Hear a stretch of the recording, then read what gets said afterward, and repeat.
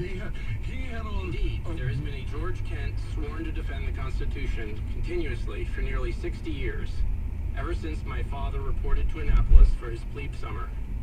After graduating first in his Naval Academy class in 1965, the year best known for his Heisman... Why did he even bring any of this up?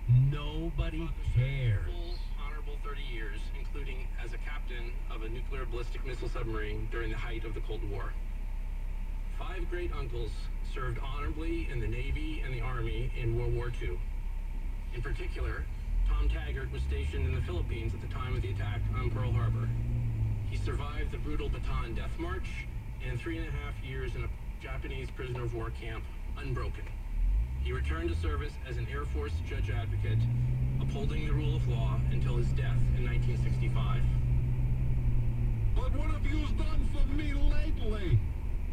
Do you think when they were in Taylor, I'm more asking you because I know you had to watch a lot of this, do you think while they were sitting there and people like Jim Jordan were asking him these really pointed questions that really got the point across that they have no idea what they're talking about, do you think they were kind of thinking, this was a bad idea, I shouldn't have got involved in this? I would hope so. I mean, you know, if you enter a contest, a trivia contest about something you know nothing about, and you go in with a good attitude saying this is going to be a breeze, then they start asking the $200 questions, and you go, gee, I don't know any of this, maybe I shouldn't be here. I hope that was the feeling that set in on them.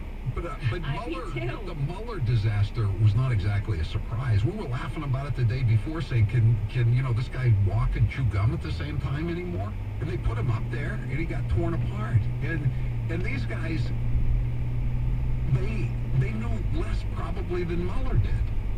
You know, they have no. Where's their standing? They wouldn't have been allowed in a court of law. Let's take some calls here. Charles, you're next with Howie Carr. Go ahead, Charles. Okay, George, you're next with Howie Carr. Go ahead, George. Yeah, so Howie, first Hiawatha must be a little upset today with Deval because that's going to split her popularity in Massachusetts. But anyway, so I'm listening to the beginning of the call, you know, today when Schiff started.